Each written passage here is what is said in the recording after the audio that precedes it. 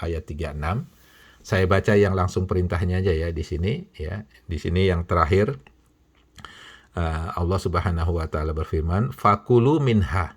Maka makanlah darinya. Jadi kalau kita berkurban ya, idealnya ya, afdolnya kita juga ikut makan dari hewan yang kita sembelih tersebut karena ada berkah di sana ya, berkahnya sangat besar. Fakulu minha, maka makanlah darinya ya. Wa at'imul ba'isal fakir, dan berilah ya orang-orang yang miskin, berikanlah daging tersebut kepada orang-orang yang miskin, atau beri makanlah orang-orang miskin dengan daging tersebut.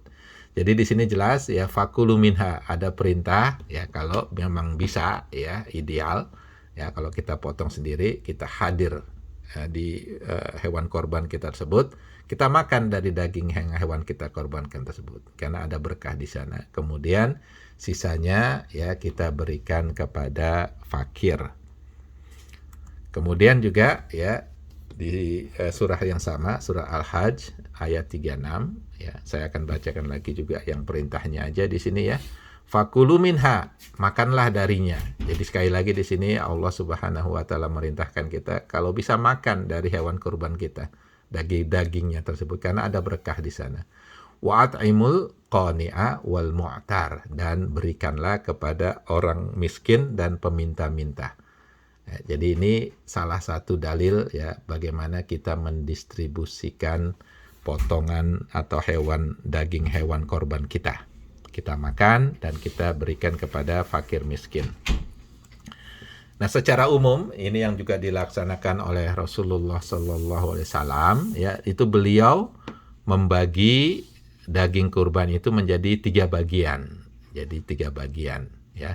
Sepertiganya untuk beliau dan keluarganya, jadi dimakan ya untuk kita dan keluarga kita karena keberkahan tersebut.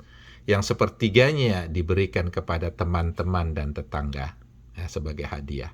Dan ini juga agar ada syiar Islam, dan juga agar tetangga dan teman-teman kita juga mendapatkan keberkahan dari hewan kurban kita.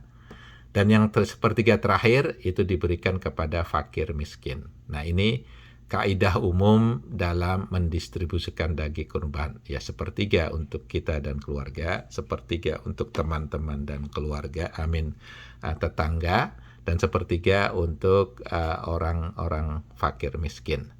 Nah, sekali lagi nih, idealnya memang kalau kita bisa memotong sendiri atau paling tidak hadir pada pemotongan hewan korban kita, ya kita idealnya membagi menjadi 3 bagian ini, ya.